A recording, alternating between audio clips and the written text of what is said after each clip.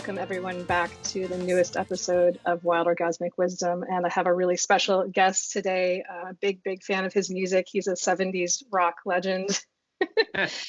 And Andy Pratt has been on the music scene for quite a while, since I believe 1969 was when your first album was released, or maybe it was officially released in 71. Yeah, that was Records Are Like Life. That was the first record, yeah. Yeah, so I'm a big fan of that record. Andy had an iconic Columbia single, which was Avenging Annie.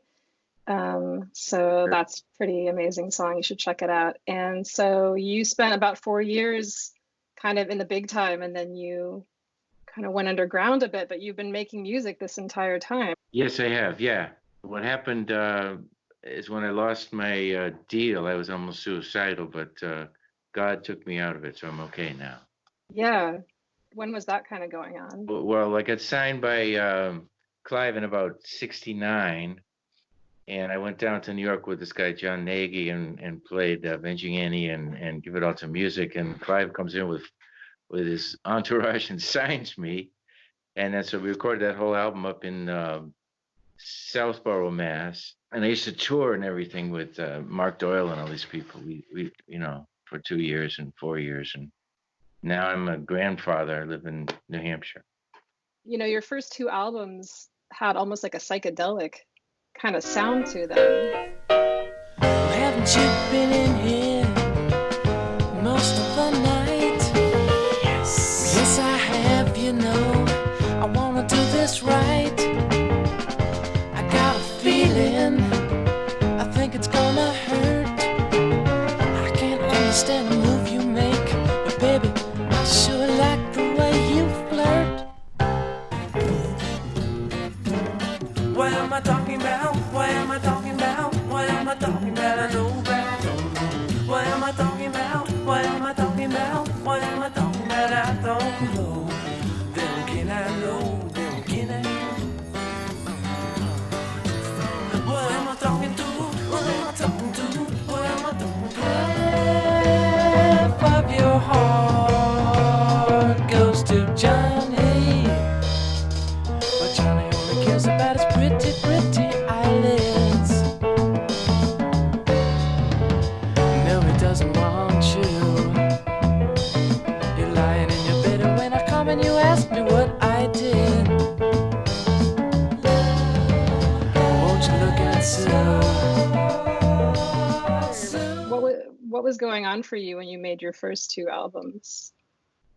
The first album, well, I had this guy, Bill Reisman, who's dead now, I think, but we recorded first in the studio near Boston. All the facts.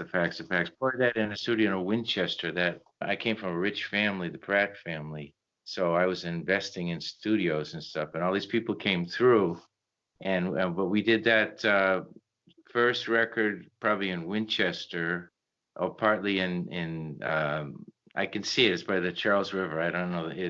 I'm getting old. I'm losing some of the details here, but I smoked too much pot or something back then. But the whole Avenging Annie album was a marijuana album. And and I played all the instruments. I played bass. I played all that stuff and sang and wrote all the stuff.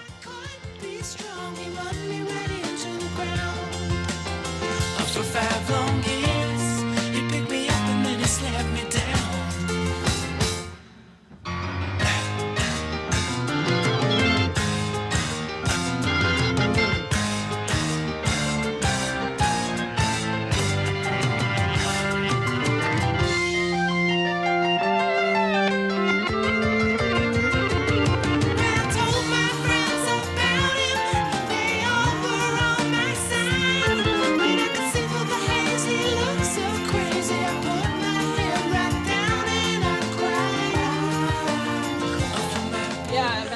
It's a really dynamic song.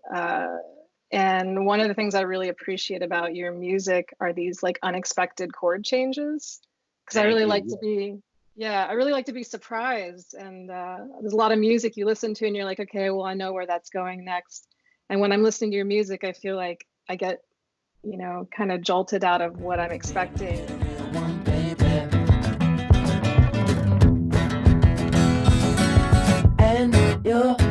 Blondie has a wet face.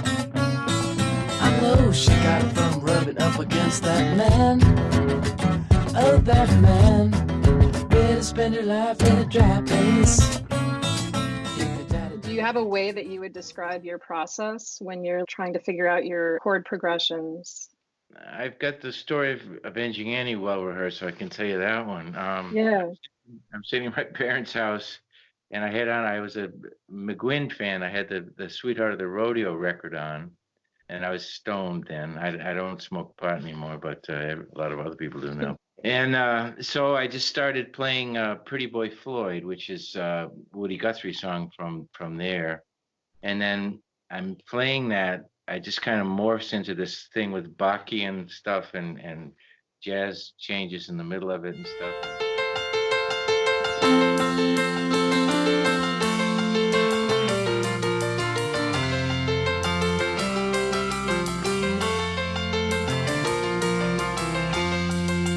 And then I worked on it for a while and then recorded it, actually a demo version. And my process is just that I play music. Sometimes I have lyrics, and stuff like that. It's different with different songs. It was pretty much finished. You get the whole general structure of the song and everything, and then you go over it and refine it and stuff like that. And finally we recorded it, and it got to be the demo was a local hit in Providence with this guy Dick Wingate at WBRU.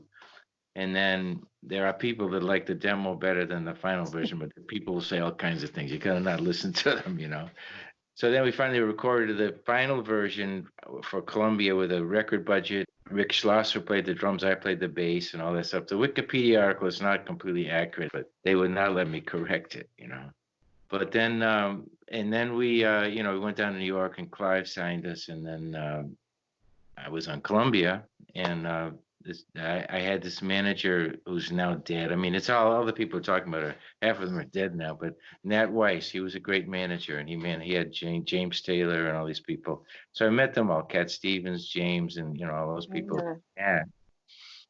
And he managed me, and he got me, premier talent and stuff like that. But this years ago.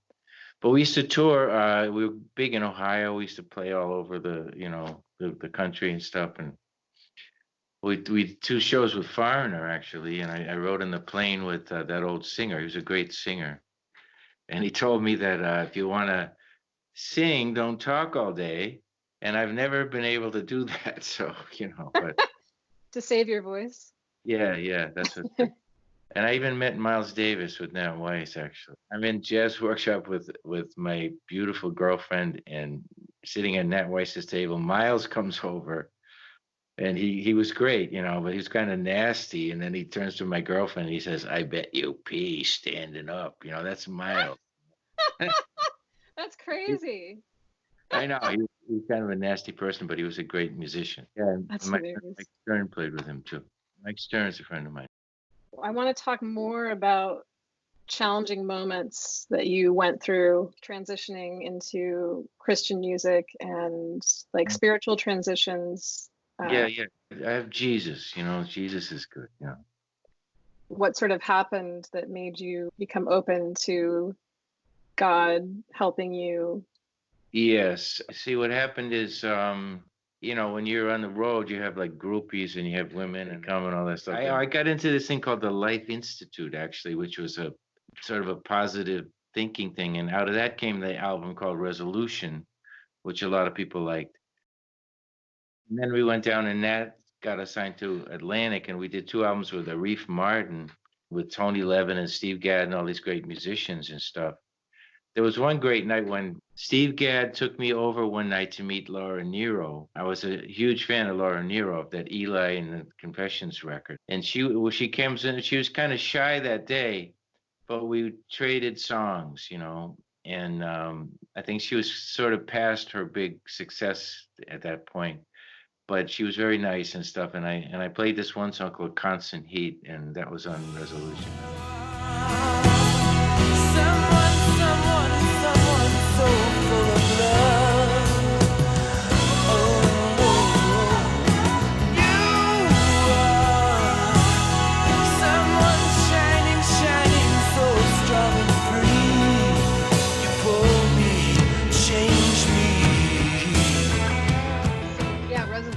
Resolutions. I was listening to that today. There was a big transition from the Andy Pratt album that had Avenging Annie on it. Yes. And then Resolutions. I think those albums were 3 years apart, and the sound really evolved between the two. Yeah. And then we did an album with Arif called Shiver in the Night, which was a great rock album too. And it's got some beautiful songs on it. So complicated. My love is so tender. Ooh, I wanna defend her. I know I can mend her. She brings me so much surrender. And you have almost 30 albums. Yes, I do. Yeah, I keep Yeah. writing. Yeah, I had this band. It was like Mark Doyle, Gary Link, and Andy Mendelsohn, and all those people. They played with me. So I love recording. Yeah.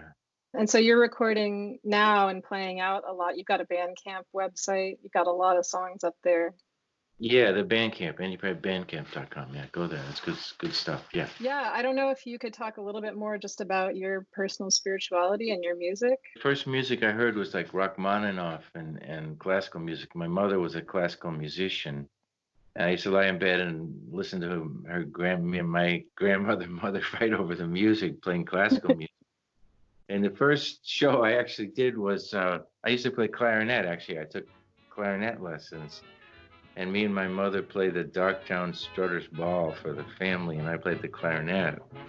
And that was my first experience of you play a song and you go out there and everybody's just, so what else is new? They're not even caring about hearing.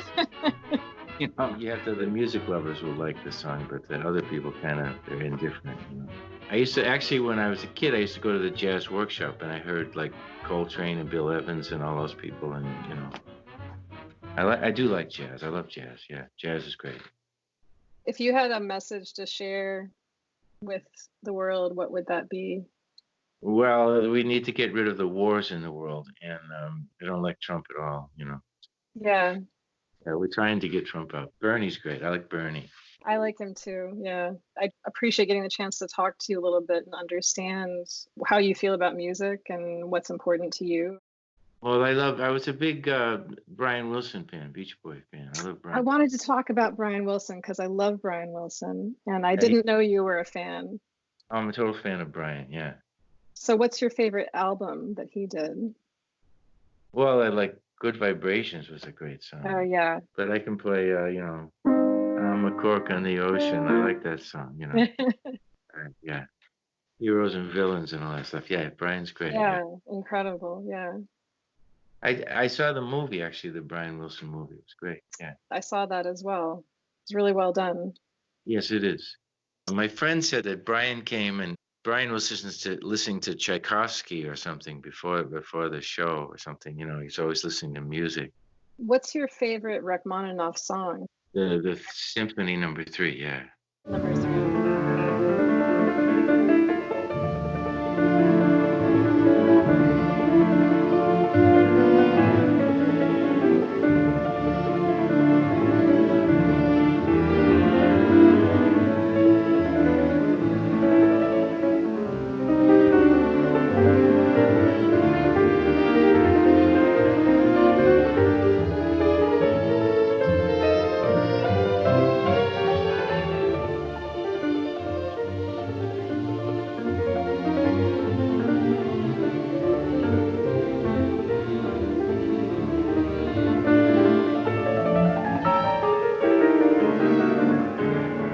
My father used to play Gershwin on the piano too. Oh, Gershwin's fantastic. Yeah. He was great. Yeah. So your father was a musician as well. Yeah, he played piano some. Yeah. Anything else you want to share? Rid of the wars in the world. You know, World Beyond War is like it's David Swanson. He's great. Yeah. So definitely check out andypratt.bandcamp.com and worldbeyondwar.org. Okay. Well, thanks so much, Andy. I appreciate your time. Okay. Well, good to meet you, and have a good day. All right. Yeah. Thanks, you too. Take care. Have a good day. Bye-bye. Nice to meet you. Bye-bye. Bye-bye. Thank you. Feel high, baby. Don't you want